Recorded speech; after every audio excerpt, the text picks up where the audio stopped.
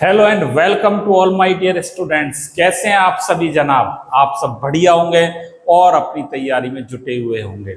आज हम बात कर रहे हैं लेक्चर नंबर 12 की, जिसमें हम बात कर रहे हैं यूनिट हमारी क्या है, सॉल्यूशन चल रही है। इससे पहले के सारे लेक्चर्स आपने देख लिए होंगे और उनके नोट्स भी बना लिए होंगे। आज चलिए हम बात करते हैं अपने इंपॉर्टेंट पॉइंट्स की। इंपॉर्टेंट पॉइंट्स वही 5 इंपॉर्टेंट पॉइंट्स को हमें ध्यान में रखना है। Watch lectures daily, make notes, don't follow many books and classes are enough and solve assignment. जो बच्चे पहली बार देख रहे हैं वो 5 पॉइंट्स को फॉलो अप करेंगे और सफलता का चिराग कठिन परिश्रम से ही जलता है। इस बात को अपने माइंड में ध्यान रखेंगे कि हमें कठिन परिश्रम करते चलना है, जब ही हम आगे सफल होंगे। चलिए आज के टॉपिक की बात करते हैं। टूडेज टॉपिक में आज हम बात करेंगे बच्चों एजियोट्रॉपिक सॉल्यूशन। देखिए बोर्ड एग्जाम्स के लिए तो डेफिनेशन नहीं काफी है, लेकिन नीट और जेई में एजियोट्रॉपिक सॉल्यूशन से क्वेश्चंस बनते हैं। जब हम बात करें एनसीईआरटी लेवल की, हमारे 12th बोर्ड की, तब हमें इसके डेफिनेशन से ही काम चल जाता है। लेकिन हम साथ ही साथ क्या कर रहे हैं, नीट और जे फाउंडेशन की तैयारी भी कर रहे हैं, इसलिए हमें थोड़ा सा अपर लेवल भी इसका पढ़ना पड़ेगा। एजियोट्रॉपिक सॉल्यूशंस की बात करते हैं। एजियोट्रॉपिक सॉल्यूशंस होता क्या है, पहले इस बात को देखें। इसको और क्या कहते हैं? इसको कहते हैं कांस्टेंट बॉइलिंग मिक्सचर। क्या कहते हैं? कांस्टेंट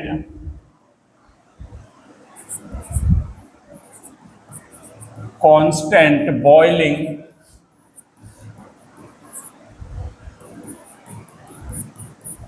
मिक्सचर और सॉल्यूशन, ये भी इसको बोला जाता है। अब देखिए एजियोट्रॉपिक सॉल्यूशन होता क्या है। एजियोट्रॉपिक सॉल्यूशन में लिक्विड फेज और वेपर फेज का कंपोजिशन क्या हो जाता है, सेम हो जाता है। कौन कौन सी फेज का? लिक्विड फेज और वेपर फेज का कंपोजिशन क्या हो जाता है, सिमिलर हो जाता है, और उनका मोल फ्रैक्शन भी क्या हो जाता है, सेम हो जाता है। तो डेफिनेशन क्या लिखेंगे हम? At a unique composition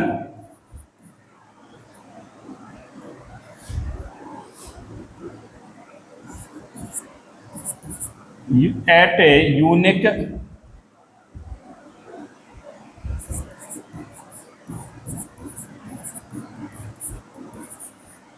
unique composition non ideal solution. कौन से? Non ideal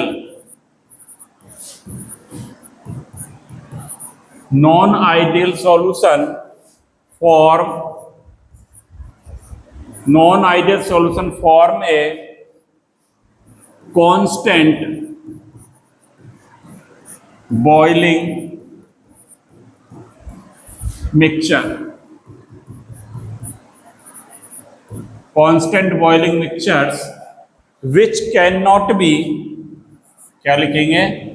which can not be separated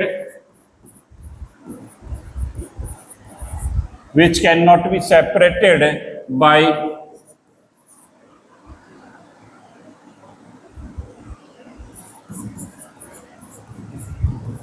fractional distillation।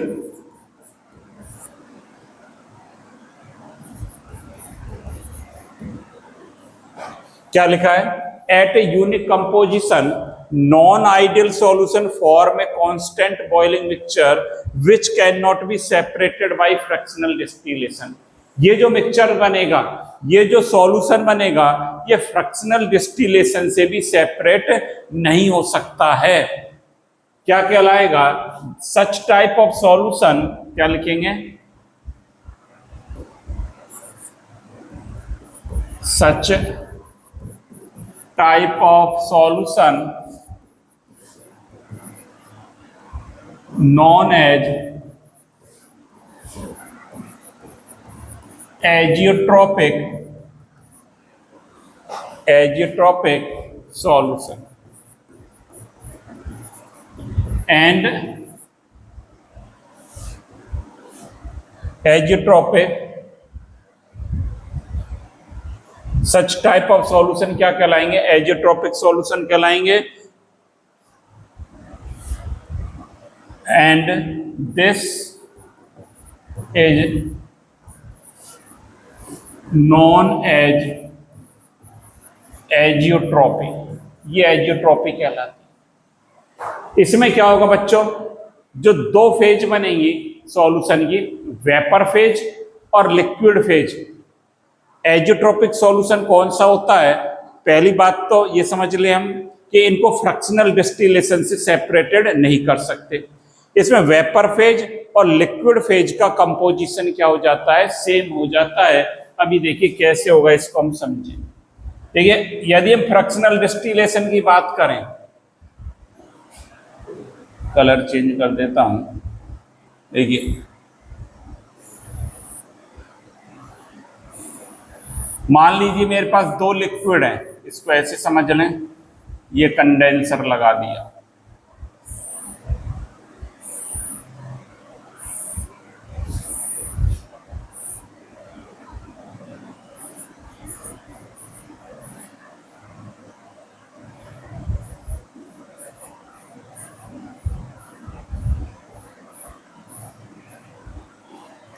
ये लिक्विड का मिक्सचर है, दो लिक्विड हैं, इसके अंदर लिक्विड A प्लस B, इसको हमने गर्म करा।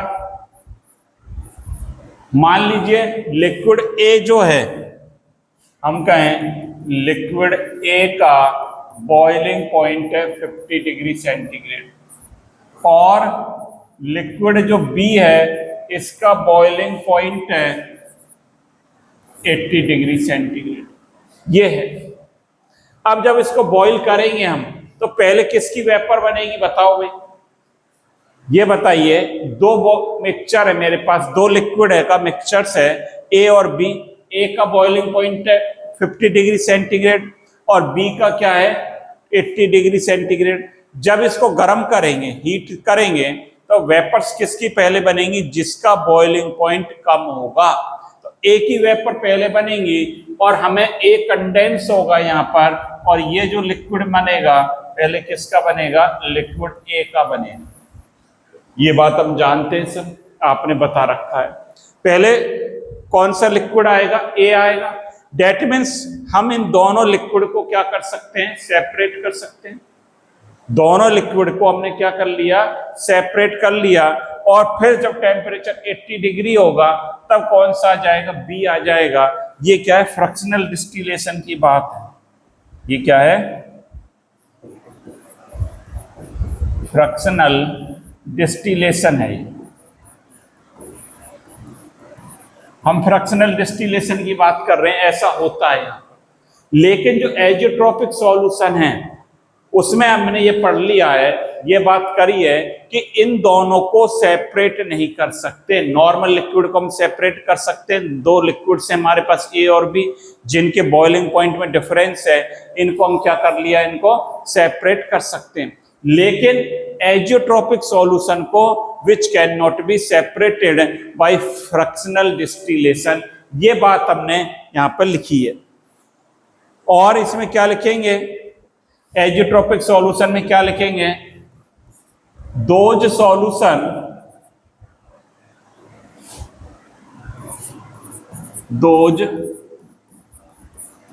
solutions which have same composition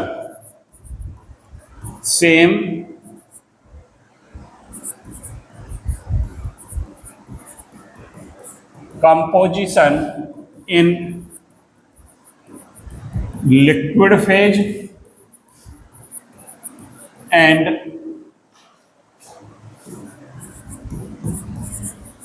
vapour phase. Liquid phase में और वेपर फेज में क्या रहेगा? कंपोजिशन सेम रहेगा, known as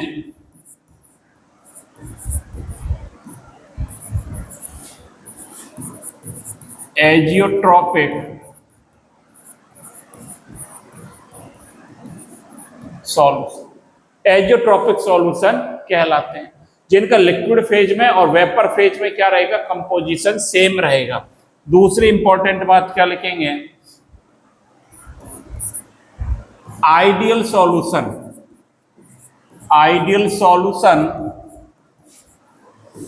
do not for azeotropic solution या मिक्सचर, एजियोट्रोपिक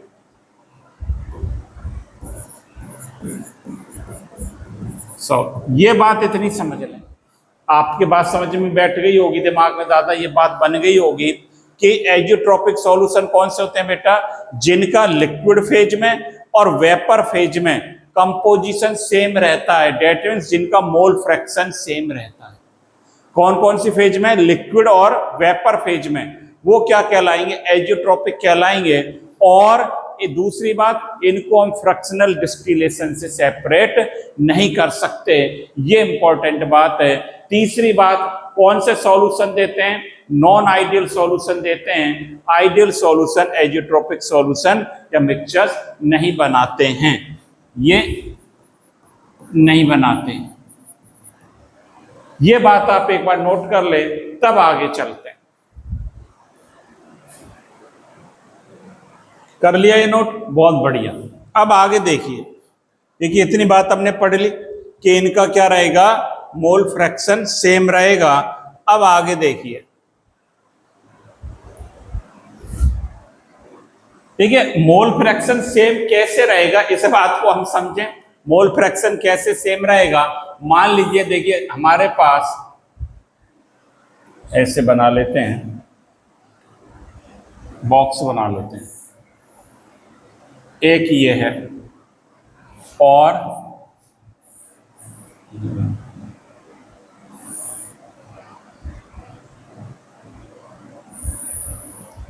ये 3 बॉक्स बना लिए मैंने। यहां पर देखिए, इसके अंदर क्या है, liquid A plus liquid B का सॉल्यूशन है, बी का मिक्सचर है ये, ठीक है। इसमें हमने क्या करा, इसके जो मोल फ्रैक्शन है लिक्विड ए के, 2 फेज है यहां पर, ये इसकी वेपर फेज है, ये क्या है, वेपर, और ये क्या है, लिक्विड फेज। बात आ रही समझ, 2 फेज है, ये लिक्विड फेज है और ऊपर क्या है, वेपर फेज है। यहां पर जो इसके मोल फ्रैक्शन है काई ए काई बी, और वेपर फेज में वाई ए और वाई बी, वाई ए और वाई बी है इसके मोल फ्रैक्शन। ये आप जानते हो क्या है, यहां लिखना चाहो तो लिख देता हूं, काई ए क्या है, mole fraction of A in liquid phase. इसी प्रकार काई बी क्या लिखेंगे, mole fraction of B in liquid phase. Y A क्या लिखेंगे, mole fraction of A in vapour phase. और वाई बी क्या हो गया जाएगा, mole fraction of B in vapour. ये बात है यहां पर, ये चीजें हैं कि काई ए काई बी क्या है, मोल फ्रैक्शन ऑफ ए और B in liquid phase, Y और वाई बी क्या है, मोल फ्रैक्शन ऑफ ए और बी इन वेपर फेज। अब जब इसको गर्म करेंगे तो इसकी वेपर्स जो है कहां पर जाएगी, बॉक्स ए में जाएगी। आप समझ रहे हो, वेपर्स करनी क्या, कंडेंसर। ये समझाने के लिए हमने समझ लिया है, ये कंडेंसर है, और ये जो है लिक्विड बनेगा, ये क्या है, लिक्विड। इस लिक्विड में अब देखिए ये लिक्विड कहां से बन रहा है हमारा, ये YA और YB से बन रहा है। इसमें मोल फ्रैक्शन हमने मान लिया काई ए डैश काई बी डैश, इसकी वेपर्स बनी है, ये क्या है वेपर है। ये क्या मान लिया YA डैश, दूसरे कलर से लिख देता हूं, YA डैश और YB डैश। यहां पर समझें इस बात को, देखिए YA YB ये वेपर में है, YA YB ये कंडेंस होकर लिक्विड क्या बना काई ए काई बी, डेट मीन्स काई ए डैश किसके बराबर है YA के बराबर है। ये बात आ रही है आपके समझ में। और ये जो काई बी लिक्विड आया है, मोल फ्रैक्शन आया है, किससे आया है YB से आया है, मतलब ये वेपर फेज और ये लिक्विड फेज बराबर होगी। आगे यदि इसमें कंडेंसर लगाएंगे तो ये आगे चला जाएगा, ये इस तरह से चला जाएगा। अब जब ये इस तरह से चला जाएगा तो यहां पर भी दो फेज बन जाएंगे। इसको मैं क्या लिख सकता हूं काई ए डबल डैश काई बी डबल डैश और YA डबल डैश और YB डबल डैश, ऐसे लिख सकता हूं। डेट मीन्स क्या बात हम समझ में आ रही है हमारे कि जो काई ए डैश बराबर क्या है YA और काई बी डैश बराबर क्या है YB है। ये इंपॉर्टेंट बात है, मतलब ये लिक्विड फेज का और वेपर फेज का कंपोजिशन क्या हो जाता है बराबर हो जाता है। मतलब इस कंडीशन पे क्या हो जाता है the mole fraction of liquid phase is similar when similar to mole fraction to vapour phase then this is known as azeotropic condition. ये बात आपके समझ में आ गई होगी।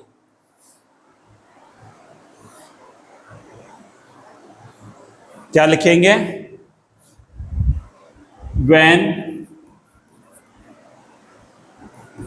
mole fraction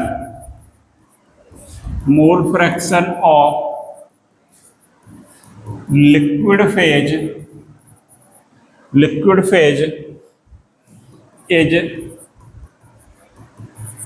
similar to mole fraction of vapour phase. क्या होगा when mole fraction of liquid phase is similar to mole fraction of vapour phase this condition known as azeotropic azeotropic condition. ये क्या कहलाती है, मतलब यहां लिख सकते हैं mole fraction of vapour phase equal to क्या लिखेंगे mole fraction of liquid phase. ये दोनों बराबर हो जाए, ये दोनों क्या हो जाए बराबर हो जाए तो ये क्या कहलाएगा एजियोट्रोपिक कंडीशन कहलाएगी। कौन सी कंडीशन कहलाएगी है एजियोट्रोपिक कंडीशन। इसमें क्या होगा देखिए एजियोट्रोपिक कंडीशन में क्या होता है, इसमें जो लिक्विड बनता है, मान लीजिए हमने क्या ये लिए, ये इस तरह से ले लिए,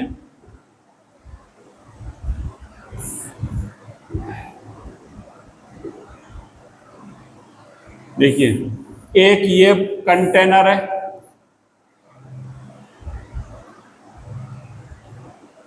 इसमें जो है क्या है लिक्विड ए, इसका बॉइलिंग पॉइंट मान लीजिए 50 डिग्री सेंटीग्रेड प्लस। ये दूसरा कंटेनर है, इसके अंदर लिक्विड बी है। दो लिक्विड हमने ले लिए, इसका बॉइलिंग पॉइंट TB मान लीजिए 80 डिग्री सेंटीग्रेड। इनको क्या कर दिया मिक्स कर दिया और ये सॉल्यूशन बना। क्या बना? Solution of A and B. इसका जो बॉइलिंग पॉइंट यदि कितना आ जाए, मान लीजिए मैं मान लेता हूं 100 डिग्री सेंटीग्रेड आ गया, ये मान लिया मैंने 100 आ गया, डेट मीन्स इसका 50, इसका 80, इसका 100 हो गया।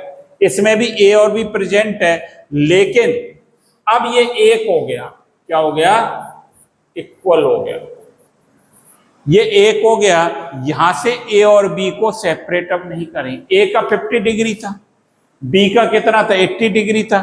दोनों को मिला दिया तो एक सॉल्यूशन बना, जिनके मोल फ्रैक्शन क्या हो गए? सिमिलर हो गए। अब जो सॉल्यूशन बना ए और बी का मिक्स होकर वो इक्वल बन गया, और इसका टीबी कितना हो गया? 100 डिग्री हो गया।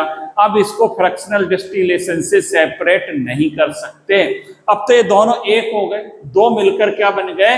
एक बन गए। ये दोनों एक बन गए, इसलिए अब इनको क्या नहीं कर सकते? अलग नहीं कर सकते। ये बात हमने लिखी थी, तो इस बात को भी आप नोट कर लें। बना लिया? बहुत बढ़िया। अब यहां पर देखिए एक बात और समझ लें, ये आपने लिखी ली थी, ये सारा नोट कर लिया। मोल फ्रैक्शन ऑफ वेपर फेज यहां पर किसको शो करता है? वाई है बराबर मोल फ्रैक्शन ऑफ लिक्विड फेज क्या है? काई है। ये दोनों क्या हो जाएंगे? बराबर हो जाएं। और क्या कह सकता हूं? Y B is equal to chi B. ये बराबर हो जाए, ये बराबर हो जाते हैं। ये बात आपके समझ में आ जानी चाहिए। अब देखिए आगे,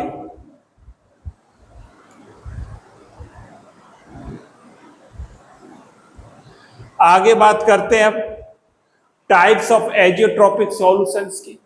एजियोट्रोपिक सॉल्यूशन कितने प्रकार के हैं बच्चों? दो प्रकार के हैं, मिनिमम बॉइलिंग एजियोट्रोप्स और मैक्सिमम बॉइलिंग एजियोट्रोप्स। दो प्रकार के होते हैं, मिनिमम और मैक्सिमम बॉइलिंग एजियोट्रोप्स।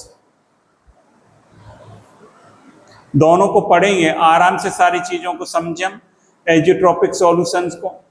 देखिए मिनिमम बॉइलिंग एजियोट्रोप्स है और दूसरा बेटा कौन सा है? मैक्सिमम बॉइलिंग एजियोट्रोप्स है।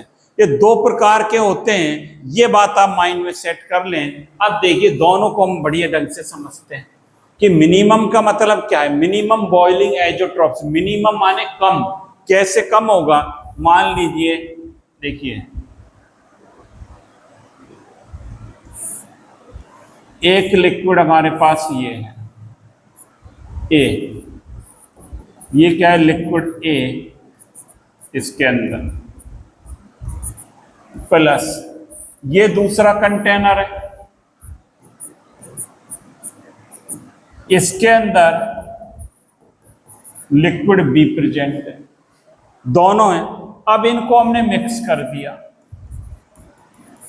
ये मान लीजिए इसका बॉइलिंग पॉइंट टीबी नॉट इस जो है क्या है, मान लेते हैं 50 डिग्री। इसका जो टीबी नॉट है वो मान लेते हैं 80 डिग्री से। अब जब मिक्स कर देंगे तो ये जो सॉल्यूशन बना, मिक्सचर बना, ये जो लिक्विड बना, इसका जो टीबी आ रहा है वो कितना आ रहा है? 40 डिग्री से। मतलब TB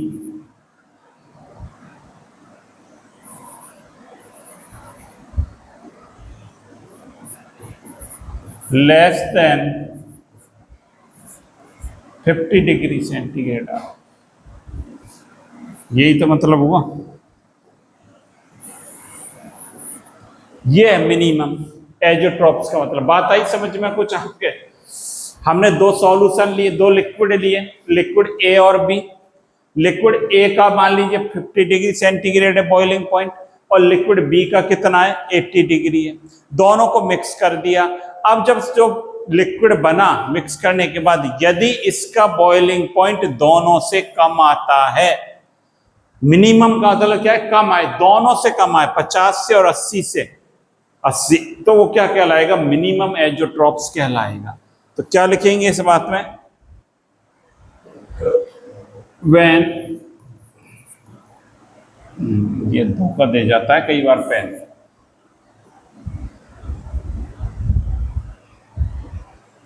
black, when the boiling point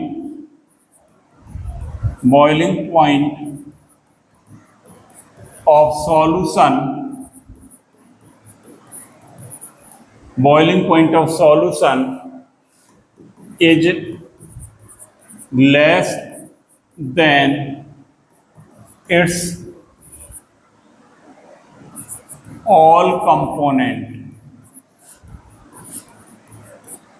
is known as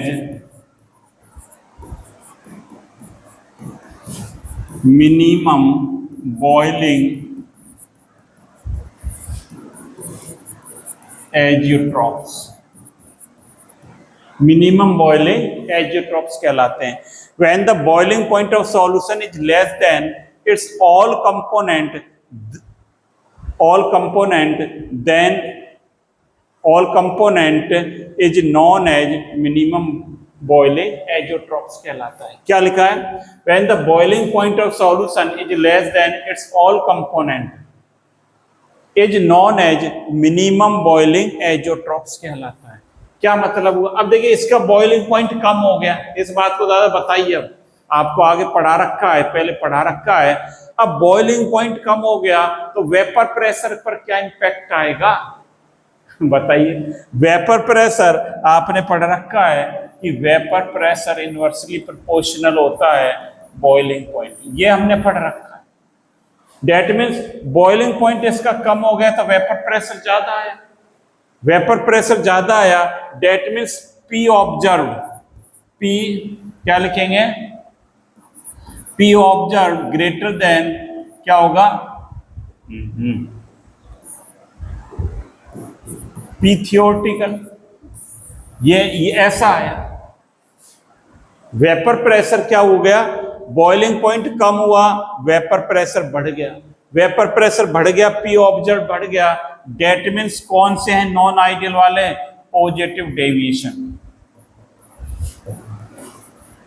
दो solution which show positive deviation वो क्या करेंगे, कौन से होते हैं, वो मिनिमम एजियोट्रॉप्स होते हैं।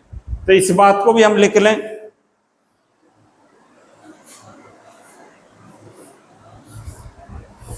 क्या लिखेंगे, these are formed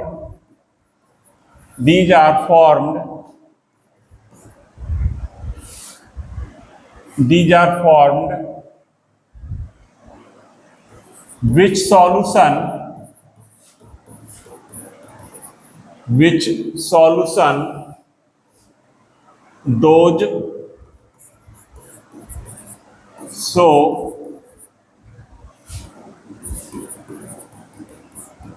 positive deviation from Raoult's law. These are formed which solution those show positive deviation from Raoult law. इस बात को भी आप समझ लें।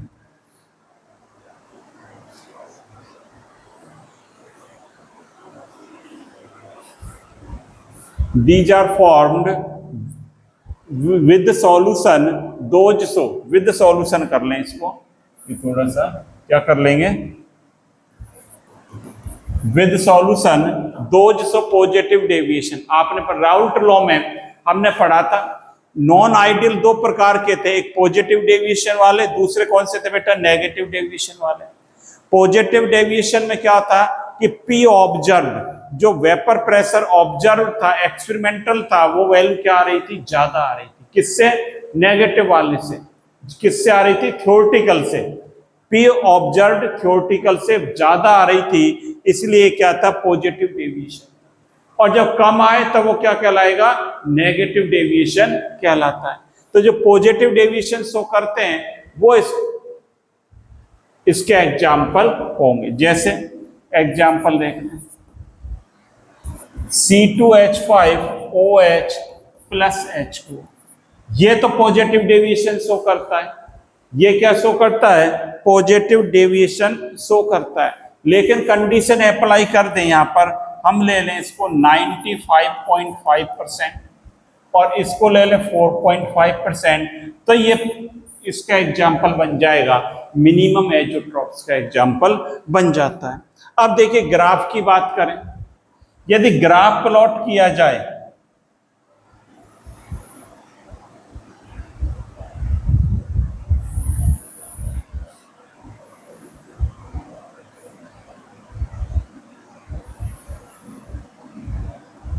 देखिए ग्राफ प्लॉट करें किस किस के बिटवीन? टेम्परेचर और ये मोल फ्रैक्शन। किसकी बात कर रहे हैं? मिनिमम एजियोट्रॉप्स की। इसका जो है, अभी हमने देखा बॉइलिंग पॉइंट क्या हो जाता है? कम हो जाता है। मान लीजिए ये मैंने लिख लिया T0 A, एक का बॉइलिंग पॉइंट ये ले लिया, एक का यहाँ ले लिया, तो ये जो है ऐसे आए, और दूसरा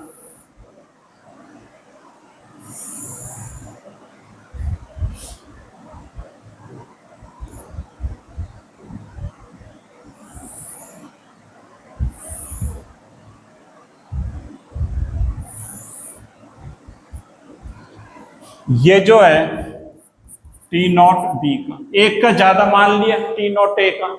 ये क्या है? ए का जो लिक्विड ए का boiling point, T0 B pure liquid B का बॉइलिंग पॉइंट। ये जो पॉइंट है आप देख रहे हैं, ये जो पॉइंट है ये क्या है? सी पॉइंट है। यहां पर इनका दोनों का, ये लिक्विड फेज, ये वेपर फेज, ये लिक्विड, ये वेपर, इनका कंपोजिशन क्या हो जाता है? सी पॉइंट पर सेम हो जाता है। क्या लिखेंगे यहां पर? एट पॉइंट सी क्या हो जाता है? YA इज इक्वल टू काई ए, और YB is equal to chi B. C point पर ये हो रहा, बाकी पॉइंट पर आप देखो अलग अलग आएगा, इधर अलग आएगा और इधर इस पॉइंट पर अलग अलग आएगा। ये जो है इस पॉइंट पर क्या होगा? सी पॉइंट पर सेम हो जाता है। तो इसका ग्राफ इस प्रकार से आएगा, मिनिमम बॉइलिंग एजोट्रॉप्स का। ये तो टेम्परेचर और मोल फ्रैक्शन। अब वेपर प्रेशर की बात हम करें, यदि हम इस ग्राफ को इस प्रकार प्लॉट करते हैं, किसके? वेपर प्रेशर की बात करता हूं मैं यदि, तो ग्राफ कैसा हो जाएगा? यदि यहां मैं लिख देता हूं वेपर प्रेशर और ये लिख देता हूं मोल फ्रैक्शन। अब ग्राफ देखिए, इसका ज्यादा था बॉइलिंग पॉइंट, तो वेपर प्रेशर इसका कम आएगा, इधर आएगा,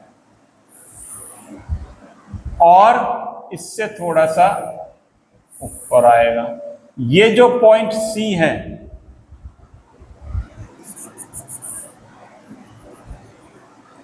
ये क्या है? C point. अब ये वेपर, ये लिक्विड, ये वेपर, ये लिक्विड, ये PA और ये P0 B और P0 A है। ये क्या हो गया? सी पॉइंट पर इनका बराबर हो जाता है कंपोजिशन। जब वेपर प्रेशर आप देखें, यदि वेपर प्रेशर और मोल फ्रैक्शन की हम बात करेंगे तो ग्राफ इस प्रकार से चेंज हो जाएगा, छतरी के समान पलट जाएगा। क्यों पलट गया? कि जिसका बॉइलिंग पॉइंट ज्यादा उसका vapour pressure come.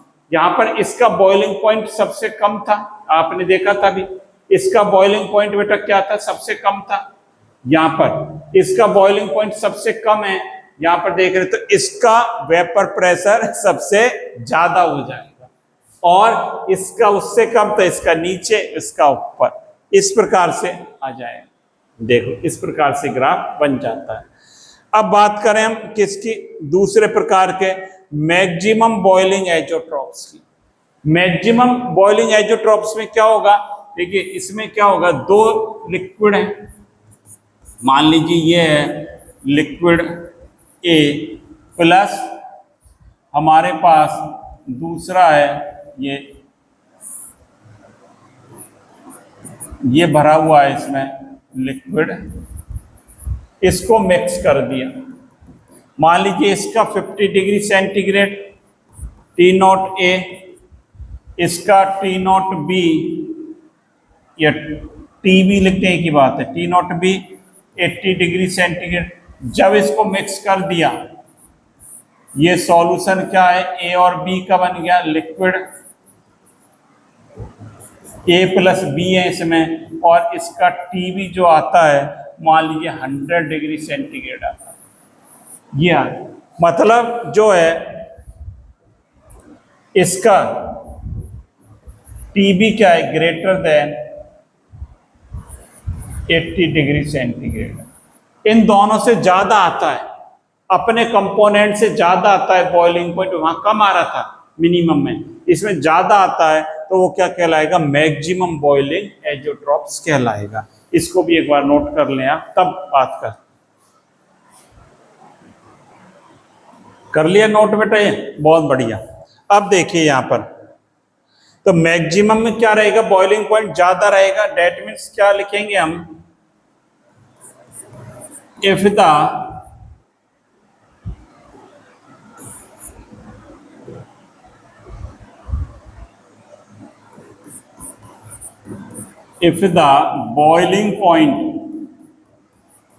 boiling point of the solution, boiling point of the solution is greater than its component,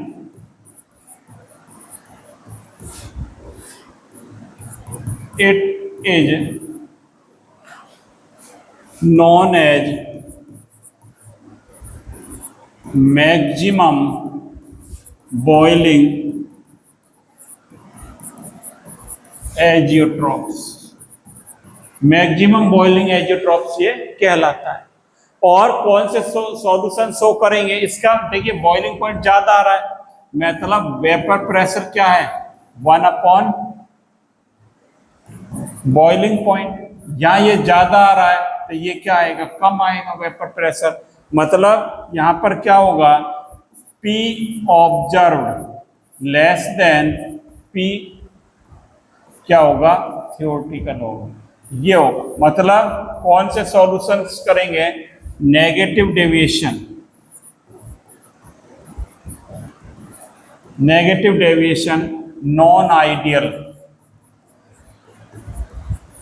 non ideal solution देंगे।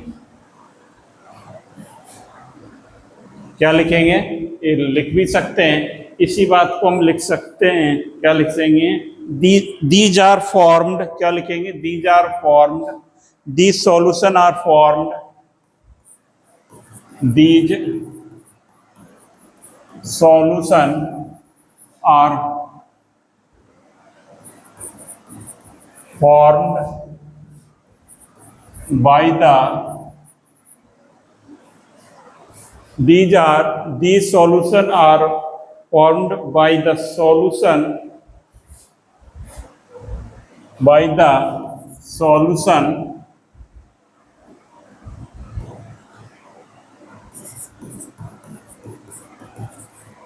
which show negative deviation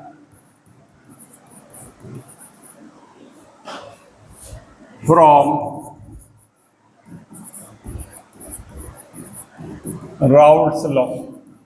जो नेगेटिव डेविएशन शो करेंगे वो ये देंगे। तो इतनी बात हमने पढ़ ली, और कौन सा पॉजिटिव है कौन सा नेगेटिव है ये सारी बात हमने पढ़ ली।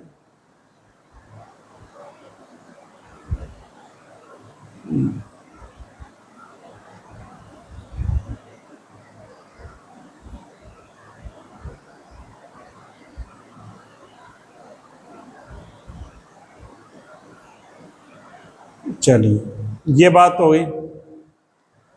अब इस क्वेश्चंस को करेंगे, सवाल है इसको पहले नोट कर लें आप, तब इसको पढ़ें और 2 मिनट का आप समय लगाएं, तब इसको सॉल्व करेंगे।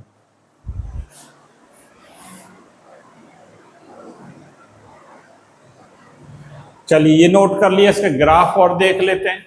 देखिए ग्राफ कैसे प्लॉट होगा वो भी बात कर लेते हैं।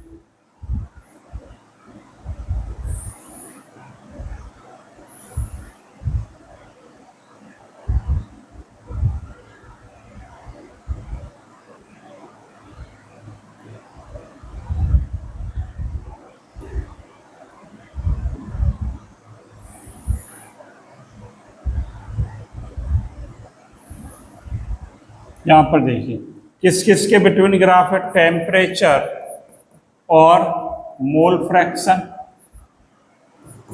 इसमें देखिए यहां पर हम देख रहे हैं क्या हो जाता है, यहां पर वेपर प्रेशर क्या हो जाता है, इसका डाउन हो जाता है और टेम्परेचर इसका क्या आता है, ज्यादा आता है। यही तो बात पड़ी है कि इसका टेम्परेचर क्या हो जाता है, दोनों से ज्यादा हो जाता है। तो हम कैसे ग्राफ बनेगा इसका, मान लीजिए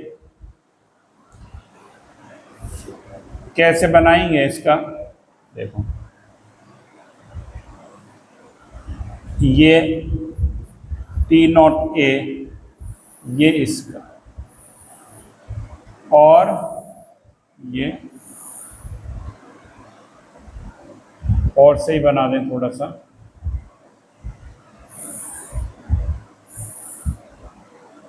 ये जो पॉइंट है ये क्या है, T0 B, ये इसका कम है, इसका ज्यादा मान रखा है हमने, इसका कम मान लिया है। इसको ऐसे बना लें और दोबारा से सही कर लें। देखिए इसका ज़्यादा मानना है, एक का ज़्यादा मान सकते हैं।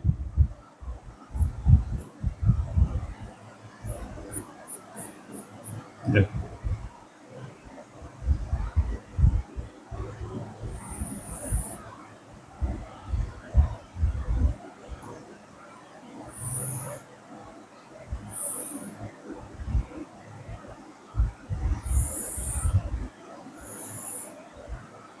ऐसे आएगा ये इस प्रकार से ग्राफ आएगा। एक का ज्यादा है, ये क्या है T0 A, ये क्या है T0 B। तो ये C पॉइंट है, यहाँ पर दोनों क्या हो जाएंगे, ये लिक्विड ये वेपर, ये लिक्विड ये वेपर। और जब ग्राफ प्लॉट करेंगे किसके बीच में, दूसरा जो ग्राफ यदि हम प्लॉट करते हैं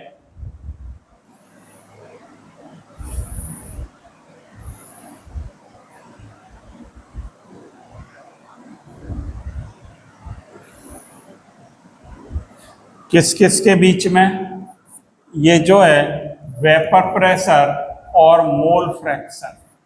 अब देखिए इसका ज्यादा था तो इसका क्या आएगा, कम आएगा, तो इसका कम आएगा वेपर प्रेशर, तो कम आएगा, तो ये इसका इस पॉइंट पर आ गया। क्या लिखूंगा, P0 A।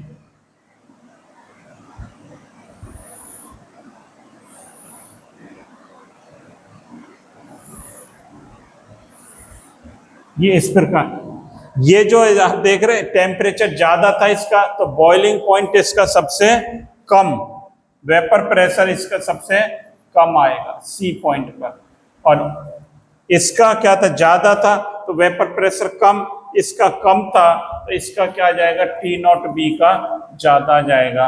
अब ये वेपर, ये लिक्विड वेपर,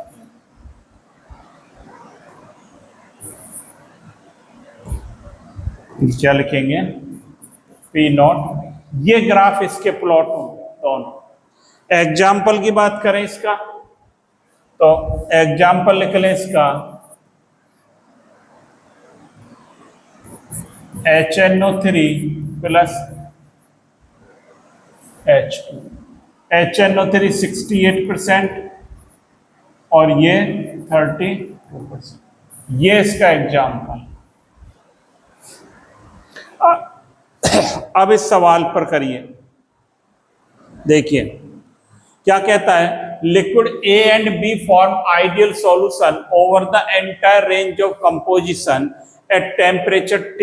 A और B आइडियल सॉल्यूशन बना रहे हैं T पर। Equimolar binary solution of liquid A and B has vapour pressure 45 torr. दोनों का बराबर है, ये कह रहा है इक्विमोलर है। डेट मीन्स क्या मतलब हुआ इसका कि कैसे करेंगे, Na बराबर Nb, ये 1 मान लिया, माना। तो क्या हो गया, काई A बराबर काई B इक्वल टू हाफ हो गया, आधा आधा हो गया। पहली बात तो ये समझ लो।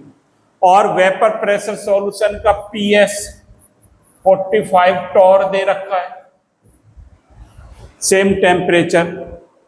इतना करें, इस पहले क्या करेंगे, इतना दे रखा है तो हम पहले क्या करेंगे, PS इज इक्वल टू क्या होता है, राउल्ट के नियम से P naught A chi A plus P naught B काई B।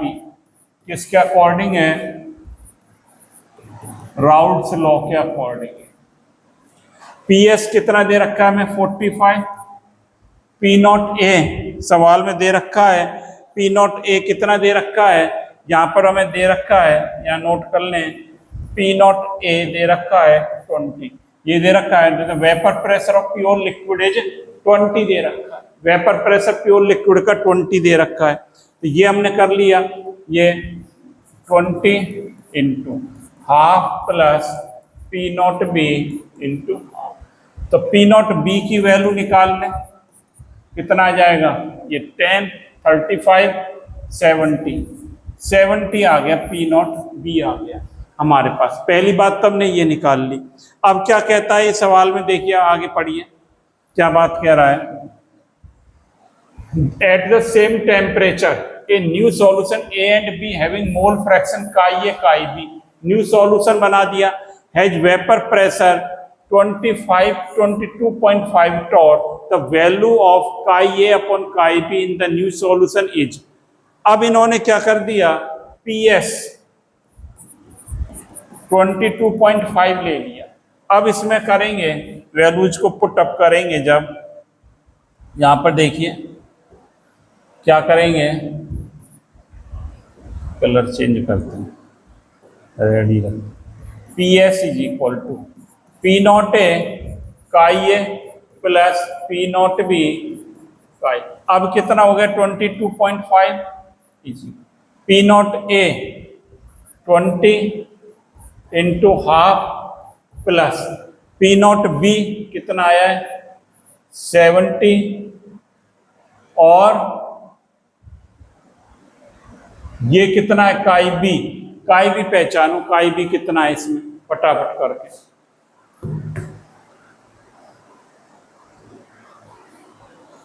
देखिए अब ये पहले था हाफ, तो ये था पहले था आप, तो ये क्या करें, eight the same temperature new solution A having the mole fraction chi A chi B respectively.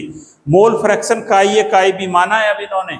अब हाफ नहीं लिखेंगे, क्या लिखेंगे इसकी जगह, काई A, और chi A plus chi B is equal to होता है 1, और chi B is equal to 1 minus chi A। इधर क्या लिख दूंगा मैं, 1 माइनस काई A लिख दूंगा, ये लिख दूंगा। अब ये क्या आ गया 22.5 इज इक्वल टू, ये क्या आ गया 20 काई A प्लस 70 माइनस 70 काई A, ऐसा लिख सकते हैं। और क्या लिख सकते हैं इसको, 70 माइनस 50 काई A। और मैं क्या लिख सकता हूं इसको, काई A की वैल्यू अगर निकालें हम, क्या आ जाएगा 47.5 अपॉन 50, 0.95 आ जाएगा। काई ए आ गया 95 हमारे पास, ये सॉल्व होकर। अब आप देखिए काई ए जो आया है, काई ए आया है 0.95 और काई ए प्लस काई बी कितना होता है 1 होता है। ये कितना आ गया काई ए 95, तो काई बी बराबर क्या होगा 1 माइनस 0.95, तो काई बी बराबर कितना होगा 0.05। ये कह रहा है काई ए और काई बी का रेशियो बताओ, तो क्या हो गया chi A upon chi B is equal to 0.95 upon 0.05। Point से पॉइंट कितना आ गया 5 एकम 5 90, तो ये आ गया chi A upon chi B is equal to 90। ये आंसर है। इस प्रकार से हमें अप्रोच सवाल पर करनी है। हम देखेंगे क्या क्या निकालना है और राउल्ट लॉ का यूज करते हुए इसको हमने, तो आज की क्लास में बच्चों ये सारी चीजें हमने सीख ली कि एजोट्रोपिक सॉल्यूशन क्या होते हैं, ये हमने सीखा, और ये इनके टाइप्स, एजोट्रोपिक सॉल्यूशंस के टाइप भी हमने बात कर ली, कैसे कैसे इनके टाइप होते हैं, ग्राफ कैसे बनते हैं, ये सारी चीजें आज हमने सीख ली। तो ज़्यादा से ज़्यादा स्टूडेंट्स को आप शेयर करते रहें और लगातार इनके नोट्स बनाते रहें। तो thank you students, have a nice day.